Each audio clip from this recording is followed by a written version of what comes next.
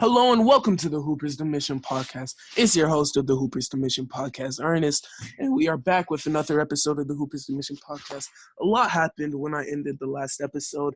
The NBA season has been crazy. There's been so much going on. There were a lot of injuries, sadly. But the first thing we can talk about right after I recorded the episode, the next day, there was a rumble in the NBA. There was a fight, a battle versus Joel Embiid and Karl Anthony Towns. So the Timberwolves were playing the 76ers. The Timberwolves were in an away game, and the Timberwolves were losing pretty bad. The Sixers were playing very well. It was a very physical game. It almost had that playoff type atmosphere. Cat felt like he should have been getting more calls, more and more tension. There was a lot of, you could almost cut the animosity on the court with a knife, and then things just spiraled out of control. And then Joel Embiid and Karl Anthony Towns started wrestling, really, just two huge 7-footers trying to throw each other at the ground. Obviously, Twitter, the whole NBA community went crazy after this. It was a very big fight. It was very, very funny. They both got suspended 2 games. A lot of people thought that Ben Simmons should have gotten suspended for sort of just if you didn't sorry about that. If you didn't get to see the actual fight, Ben Simmons sort of tried to stop it, sort of tried to separate them and put Karl Anthony Towns in a headlock, and Karl Anthony Towns sort of checked out. He looked very, very gassed. But yeah, it was a really crazy altercation. To me, I don't think really either of them won. I do love Joel's energy afterwards, after he sort of got up, and Ben Simmons really handled Joel's lightweight in a sense, but I don't think either of them really won.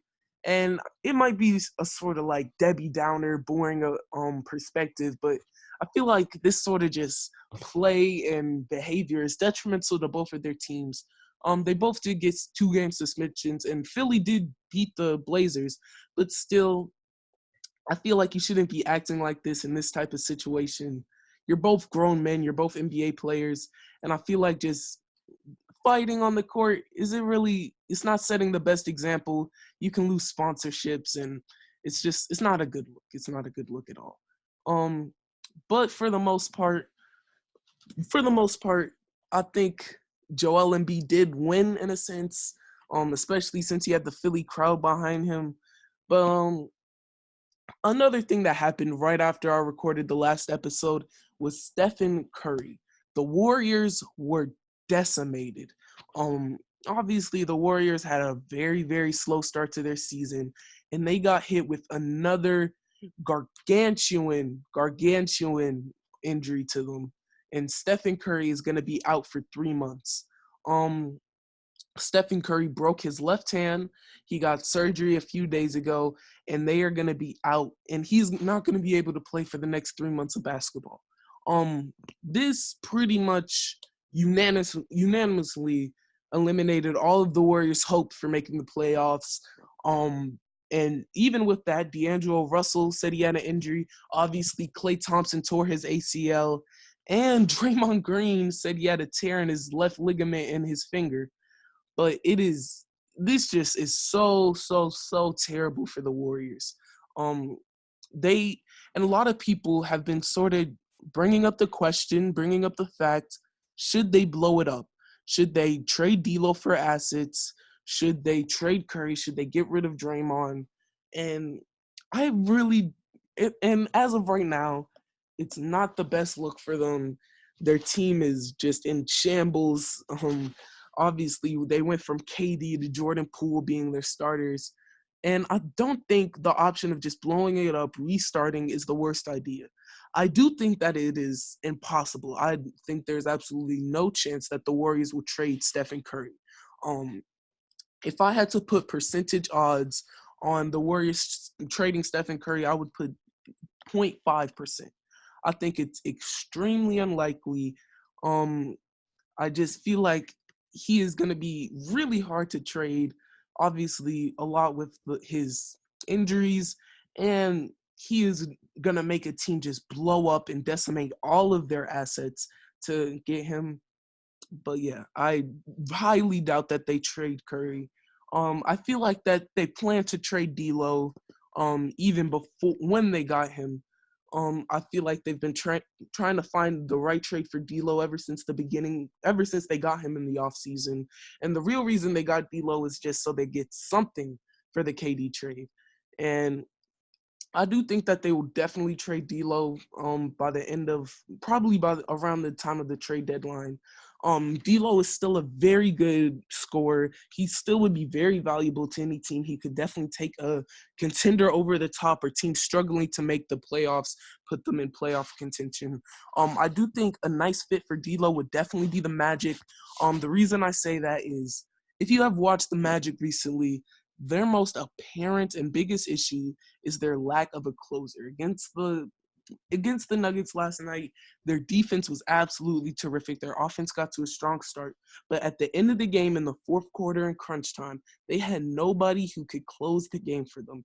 Evan Fournier, DJ Augustin, Markel Fultz have all been in some of their closing lineups. And shout out to all of those players, but they are not the players you want closing games for them. And they have suffered. They've had 2 or 3 games that they could have won if they had like adequate closers for them, but they just didn't. And I feel like D'Lo, that would be such a nice addition for them. The Magic do have a lot of young talent that they could give in return of D'Lo. Probably a pick, maybe Mo Bamba. I feel like they would be very, very reluctant to give up Jonathan Isaac. But I do feel like maybe I also don't think they would give up Markel, maybe Wesley Iwundu, but I feel like that could be a very interesting trade for both teams that could benefit both teams. But yeah, overall, the Warriors, their team has been their whole rosters just sort of in shambles, and I think the day Curry got injured officially marked the end of the Warriors dynasty, and the Warriors are likely going to be moving into a new era of basketball, searching for a new identity. And I don't think we should forget the greatness of the Golden State Warriors run. In 2015, they obviously they won the championship. And Steph Curry had a breakout, amazing season. They had one of the best point differentials in NBA history. They were a dominant team. They were dominant throughout the entire playoffs. And 2016, they had the best regular season of all time, came back from 3-1 in the playoffs, and obviously choked a 3-1 lead in the playoffs. In 2017, they acquired KD and had a very dominant playoff run, knocking at the door of 16-0. In 2018, it was more of the same story. In 2019, they put up a fight against the Toronto Raptors after losing KD and Clay, and Kevin Looney and their whole team was just dealing with injuries. But I don't want anybody to forget the greatness of this Warriors roster, and especially the greatness of Stephen Curry. I can't really go into detail of how great of a player he is, but just looking at Steph Curry's offensive impacts over the years, his ability to score, his three-point shooting, his playmaking, his gravity on the court, and his ability to transcend this Warriors team to just absolutely amazing elevations is just awesome. He is one of the best point guards in NBA history, one of the best players in NBA history, and Klay Thompson is also one of the best shooters in NBA history. Can catch on fire at any time. He is just one of the best shooters we've ever seen. One of the best 3-and-D guys we've ever seen. Draymond Green, defensive impact, especially in the playoffs, is immaculate. And just overall, that Warriors team is one of the best stretches of NBA basketball. It's one of the best stretches of a sports team and all of just athletes in American professional sports history. So RIP to the Warriors dynasty. Shout out to them for being so great for so long. But obviously prayers to Steph Curry, prayers to Draymond, prayers to D'Lo, prayers to Klay Thompson. But I think this really marks the new era of Warriors basketball. Jordan Poole, he's had his moments of looking nice. They have a lot of young talent. They're one of the youngest teams in the NBA now. And moving on, they're just gonna have to start rebuilding. I'm really interested to see what Bob Myers does with the team, what Steve Kerr does with the team, and it's just the future. Obviously, for Warriors fans, it doesn't look the brightest, but there's always a silver lining to something, and their silver lining is they get to move into a new era. And there's a little optimism that they can have, especially since the Warriors are known for having such good management. But one of the blunders of the Warriors management was giving up Kendrick Nunn, and moving right along, Kendrick Nunn has been hooping. I know I talked about him a little bit last episode, but Kendrick Nunn and Tyler Herro has been one of the best rookie duos in NBA history. Kendrick Nunn is averaging 22 points, shooting 52% from the field, 48% from three, and 100% from the free throw line, and he's shooting 6 threes a game. I do not think that he can sustain this for the entire NBA season, but I think Kendrick gets nothing but buckets. He is so versatile. He adds so much to the Miami's triple lefty core of Justice Winslow, Goran Dragic, and himself. And he is just such a valuable pickup. And it is just the whole Heat roster has been absolutely immaculate. And I want to just praise the Heat for a second here. Jimmy Butler has returned, and he's just been getting back into the groove of things. Miami right now is 4-1. They have the second best record in the Eastern Conference, only behind the 76ers, who are undefeated. They haven't lost at home. They're on a 2-game win streak, and they have just been absolutely amazing. Jimmy Butler, he's looking good. He's struggled a little bit to start the season. He's actually struggled quite a lot, but I have no doubts that he can get back into the groove of things, be himself, and just be awesome off screens with off pick and rolls with Bam Adebayo. And speaking of Bam, he is probably right now the front runner for winning Most Improved Player of the Year. His offense and ability to score just around the paint, especially off pick and rolls, is amazing. He is one of the most versatile defenders we have in this NBA right now. You can put him on almost anybody, and he's good. And he can guard pretty much 3 through 5 extremely effectively. And you can even put him on some 2s or 1s off the pick and roll if they switch. He's an amazing passer. He has nice efficiency, and he has just been so good to being the cog of this Heat team. And he's just been so impactful. Tyler Herro, he's been one of the best rookies in the NBA. He's been an absolute bucket. He's been very efficient. I just love his sort of just swagger and style and his finesse on the court. He's just one of the best rookies we have in this NBA. And I only expect him to prove he has such a high ceiling. And yeah, he's amazing. And this whole Heat roster, especially behind Eric Spoelstra's great coaching, is just going to be really, really, really good. I feel like this Heat team could be the 3 seed in the East. I see them as a potential 50-win team. Goran Dragic is also having a resurgence year. He's bouncing back. He's even sort of looking back in his all-star form. He's one of the best 6-man in the NBA. And this entire just Miami roster is amazing. They're going to be one of the best teams in the NBA. They're going to be one of the best teams in the East. They're going to be a team to watch out for. They're going to be dangerous. And you cannot go into Miami thinking it's a free win by any stretch of the imagination. And yeah, shout out to Kendrick Nunn, who gets nothing but buckets. One of the injuries that happened over the past few days was Reggie Jackson. Reggie Jackson is a point guard for the Detroit Pistons, who I see a lot of Pistons fans hate on him heavily. He's actually from Italy, which is something interesting that a lot of people probably didn't know. Obviously, he departed from Oklahoma City after he felt like he didn't get enough touches, but Reggie Miller has been on the Pistons since 2015. He's been decent for them, and he just got a fractured back and is out for 4 weeks. A lower back stress reaction. I know a lot of Pistons fans dislike him, and say that he's just sort of harmful. He really doesn't have the best efficiency. He's never been the best shooter. but I do feel like Reggie Jackson is a decent a decent starter in the NBA, and he still has place in the NBA. And him getting hurt definitely sucks for the Pistons. And one of the biggest question marks for the Pistons going into the start of the season was their health. Derrick Rose missed yesterday's game. Blake Griffin has been out, and Reggie Jackson just got injured. They still somehow managed to pull out the win yesterday, which is very, very impressive.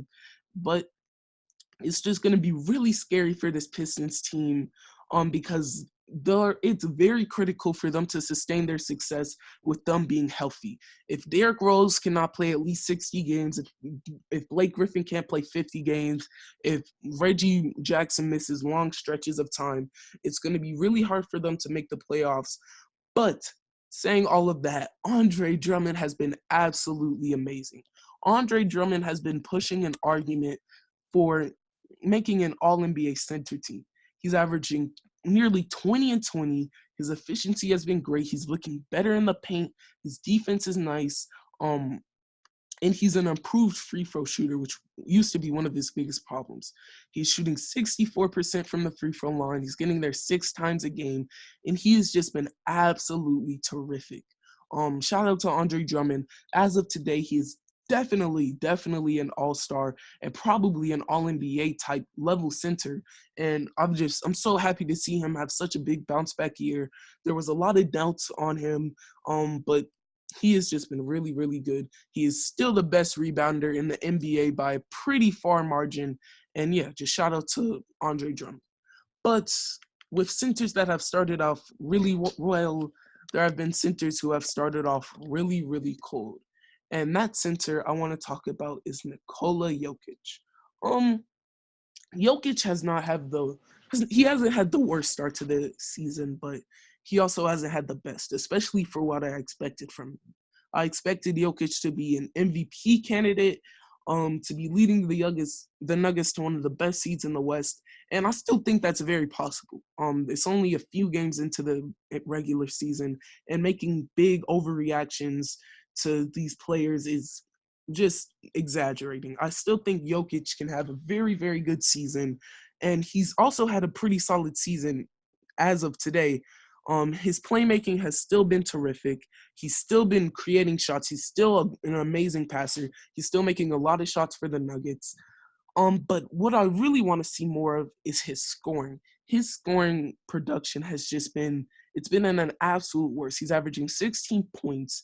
He's taking one of his career low in shots. He's taking the third lowest shots in his career. And I think that's ridiculous. He's taking 12 shots right now, and I wish he could take at least 17. He's been struggling from the three-point line, and I hope that he can sort of bounce back with that.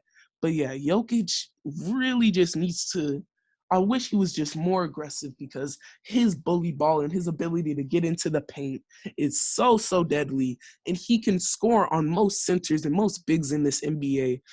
And his passing is always going to be there. His passing is always going to keep him in the league. I hear a lot of people that are sort of misinformed about the Nuggets on, I guess, Twitter and around other social media, saying that, like, Jokic is out of shape and that's the reason he's struggling. And that hasn't seemed like the problem to me. The problem to me is just seemed like his lack of aggression.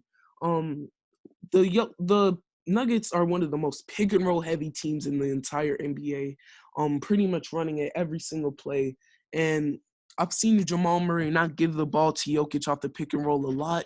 And whenever I do see Jokic get the ball, sometimes I see him just settle for sort of three-pointers, or just settle and pass the ball right back to Murray. And I would love to see him just do more with the ball, because I know how effective he can be with the ball. But speaking of the Nuggets, Jamal Murray has had a very strong start to the season in my eyes. His efficiency hasn't been the best, and he still has had his strokes of inconsistency, which has always been his biggest knock. But last night against the Magic, he was very, very good. He was a closer for the Magic. He looks like a very nice ball handler. He's very nice from that sort of mid-paint, that mid-range section and high paint, high elbow. He's very, very nice from there. And he is really just sort of pushing his case to make an all-star team. He's averaging 18.5 rebounds, 3 assists, shooting 43% from the field, 34% from three, and 89% from the free throw line. And his defense is also one of the most underrated part of his games. He is a very, very solid defender. So shout out to Jamal Murray. He's been very solid for the Nuggets. And the Nuggets overall as a team have been pretty good. They are one of the better teams in the West. They're 4-2, which is only the 5th seed in the West, which is crazy. And the Nuggets, the only thing I'm worried about is Jokic taking a bit more shots, but outside of that, their offense has still been very good. Their bench is still amazing. Their role players are still amazing. Jokic is still one of the best passers in the NBA. He is an amazing creator. And the Nuggets are gonna thrive throughout the entire season, and I see them being a top 3 seed in the West. But another injury that happened to another one of the better teams in the West was Ed Davis. Ed Davis plays for the Jazz. He doesn't get too many minutes, about 12 minutes a game, and he is out with a fractured fibula for about 4 weeks. It's a minor injury, and it shouldn't be too catastrophic or impactful on the Jazz's record, but it's definitely going to be somebody missing. And prayers to Ed Davis, because he is a pretty solid role player. He's a good rebounder and solid on the defensive end, and he's going to be out for 4 weeks. But another more serious injury is Zach Collins. Zach Collins is getting his surgery for his dislocated shoulder, and that really sucks for the Trailblazers. The Trailblazers, they took a pretty devastating loss, in my opinion, to the 76ers, because they sort of just broke down in that last play against with Furkan Korkmaz hitting that shot. If you didn't see it, Furkan Korkmaz hit a game winner against the Blazers, but the Blazers really, really, really need better front court players, because last night they were starting Anthony Tolliver. Rodney Hood was playing valuable minutes at the 4, and Al Horford took advantage of that. He got a season high in 25 points. And if they face a team like the Timberwolves with Cat back, the Spurs with LaMarcus Aldridge, the Lakers with AD, Giannis, the Clippers even with Montrezl Harrell, they're just going to struggle. Their front court is looking really, really shaky. They desperately need Nurkic back on the court. I'm praying for Nurkic. I hope he can make a very speedy recovery, because they are definitely going to need him a lot. And there's not really a clear timetable on when he's going to come back. Hopefully it's sooner than later, because they sort of desperately need him. But that is sort of a transition into one of the other topics, the 76ers. And one of the biggest topics for me is, are the 76ers the best team, not only in the East, but in the NBA? If you don't know, the 76ers are 5-0. They're the only undefeated team left in the NBA. Last night, without Joel Embiid, they got a very good win over the Blazers. Al Horford had a very good game. Furkan Korkmaz, who was a very valuable bench piece, who was even getting some minutes in last year's playoffs, he hit the game-winning shot. And Furkan Korkmaz is a very, very good three-point shooter. He's very big. He's 6'7". He plays shooting guard, but he can be pitted against other power forwards, especially in this small ball heavy league today. And the whole 76ers team has been very, very, very solid. They've had a nice defense. They've had a pretty good offense. Al Horford has been very valuable for them. And I definitely felt like there was some doubts going into the season about Al Horford and how good of a player he would be for them. But he's been very, very, very good for them. The 76ers have been moving the ball very well. They lead the NBA in assist. And they are just one of the better teams in the NBA. So shout out to the 76ers. They lead the league in passing. They're one of the last teams, I believe, in turnovers. But I could be wrong for that. I could be wrong about that. But yeah, the 76ers also have a very, very good defense. And to the question, do I think that they're the best team in the East? That my answer would still be no. They have one of the best defenses in the league. They have a top 6 defense, which is better than the Bucks, whose defense has actually struggled and fallen off a bit from last year, which is they have the 12th defense in the league. They have a pretty good transition defense. They don't allow many second chance points. They get a lot of rebounds, have great ball movement, and obviously have a very big MVP candidate. And Joel Embiid and Ben Simmons looks very improved. But I still do not think that they're the best team in the East. I think that the Bucks I think that Giannis is still the best player in the NBA. I think that the Bucks is shooting and ball movement and defense is gonna just only get better. I feel like Chris Middleton is gonna be really, really good this entire season, as he already has been. He had a very strong start, and I feel like he's gonna have a really, really good playoff performance. And I'm just not confident about this Philadelphia team, especially in the playoffs. Josh Richardson hasn't had the best start to the season, I believe. Um, and Ben Simmons and Joel Embiid have all had their immense struggles in the playoffs. We saw last year, Joel Embiid, he wasn't perfectly rested and he had a lot of problems. He had indigestion, whatever that was going on. And he had just a lot of games in the playoffs where he was just very, very mediocre. And I do think that Joel Embiid will be a candidate for MVP, but I'm just not confident about this team. I'm gonna have to at least see them in the playoffs, perform to this type of just degree and pedigree that they are now. And yeah, but as of today, I do not think that they're the best team in the East, and I do not think that they're the best team in the NBA either. So yeah, that's just my take on it. Um, there are some other things that also happened.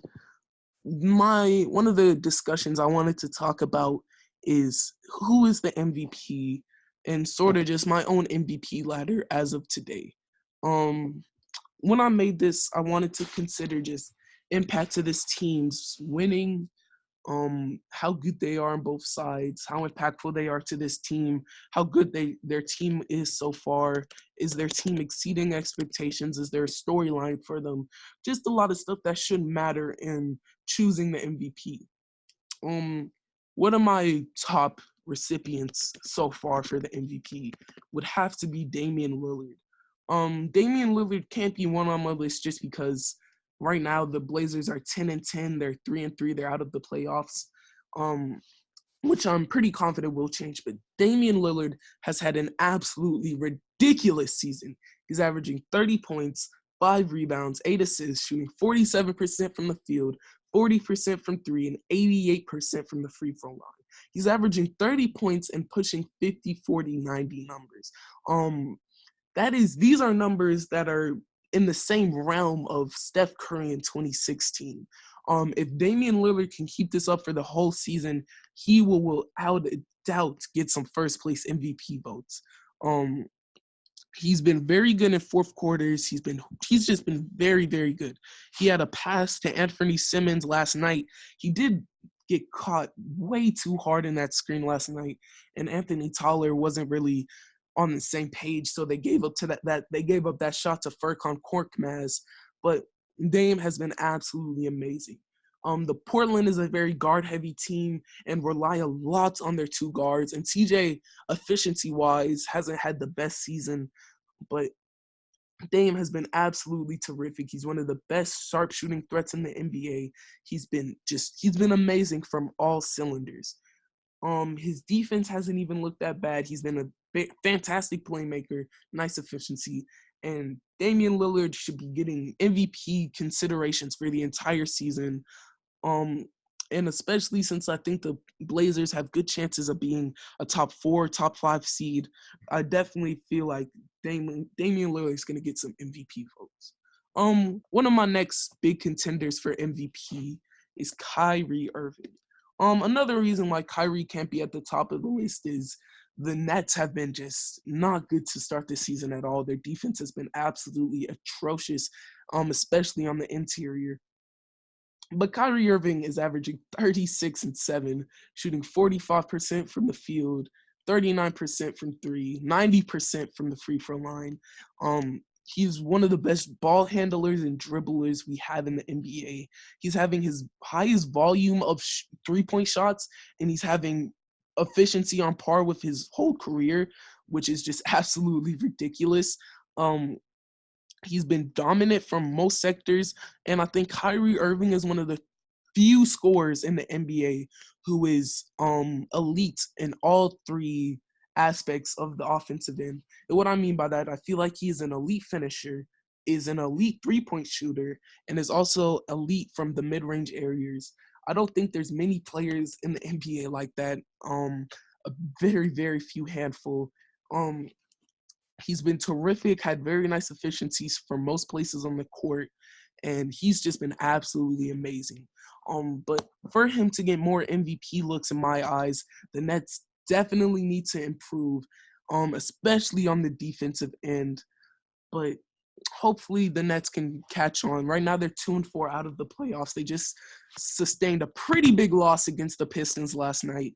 But I don't have many doubts that they're gonna pick it up, be at least a playoff team. And I feel like the Nets can definitely make noise. And I feel like Kyrie, if the Nets do make noise, can get some big playoff MVP considerations.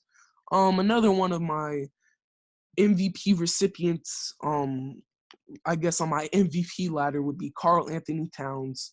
Obviously, he did just get suspended, but he's averaging 27 points, 11 rebounds, and 4 assists. Karl Anthony Towns, from what I've seen, he's been the best playmaker he ever has in his entire career. He's been extremely efficient, extremely dominant at just getting into the paint and doing what he wants. He's attempting 8 threes a game and is making 53% of them. The T-Wolves are one of the best teams in the NBA, and he's just been absolutely amazing in all aspects of the game this year.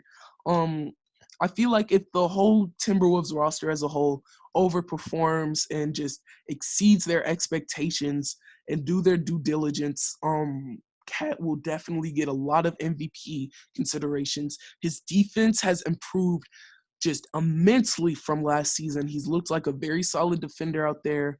His playmaking has been terrific. And as of today, he's really has an argument for being the best center in the NBA. And the NBA in general, the center position has gotten so much more competitive. And it was extremely competitive last year. You have Jokic, AD, Cat, and Embiid all, in my eyes, gonna post MVP type seasons, and it is just gonna be crazy. Another MVP candidate for me, and probably my MVP. No, actually, no, not even close. Actually, I'm sorry, but another MVP candidate is Pascal Siakam. This is probably the biggest surprise, and the person I least expected to be an MVP candidate. But Pascal Siakam has been a 26-point scorer on amazing efficiency, amazing defense, and this entire Raptors team has just been fantastic.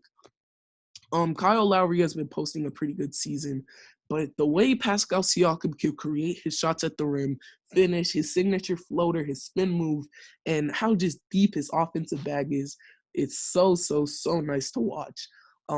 He has a solid mid-range game. He's been shooting 96% from the free throw line, and he gets there 4 times a game. It's just been absolutely amazing. Pascal's been probably the best power forward in the league outside of maybe Giannis and Anthony Davis. But yeah, Pascal has been terrific, is a huge contender as of today for the MVP, especially if the Raptors can keep up their amazing play. And yeah, shout out to Pascal.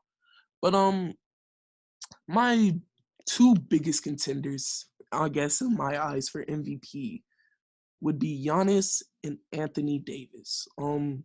Anthony Davis statistically hasn't had the most amazing season. Obviously, he just had a 40-20 game against the Grizzlies, which I didn't really get to go too much in depth about, but that was absolutely ridiculous. And Anthony Davis has just been crazy to start the season. His efficiency has been sort of low, shooting 46% from the field, but he's averaged 29 points, 11 rebounds, and has been one of the most elite defenders in the NBA. Anthony Davis has just been charging and leading the Lakers team. They're the first seed in the West. LeBron's playmaking has been absolutely terrific and has only helped him out. But yeah, AD's just post game and play overall has been just terrific. It's been fabulous. He's been just awesome from all aspects. The only sort of slight I have with him, he does sort of settle for a lot of mid-range fadeaway jumpers, but if he starts hitting those on a consistent basis, that will really transform his game and make him a lot more dynamic than he already is. And he's been shooting 80% from 0 to 3 feet, which is just ridiculous. And yeah, AD is my number one candidate for MVP, but not a but a very, very close second would be Giannis. Giannis is averaging 27 points, 14 rebounds, and 8 assists on his ridiculous shooting efficiency. He's been an improved playmaker and passer this year. He's been creating a lot of shots for the Bucks.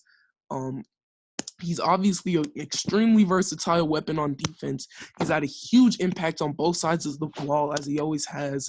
The Bucks are have had a 4-2 record, which is actually only the 5th seed in the East, I believe. But obviously the Bucks are going to be great. Giannis has been really good at finding his teammates, his new open teammates like Wesley Matthews and Kyle Korver, who have been pretty good. And he had a dominant performance last night against the Raptors, something like 36 points, maybe like 16 rebounds, 7 assists. He was absolutely terrific. And Giannis has just been a huge game changer for the Bucks. I would say that he's the best interior and paint presence in the NBA, arguably on both sides, only second to probably Rudy Gobert. And yeah, he's just been absolutely terrific. So shout out to Giannis, shout out to Anthony Davis. That's sort of my MVP ladder so far. Being Dame, Kyrie, Kat, Pascal Siakam, Giannis, and Anthony Davis.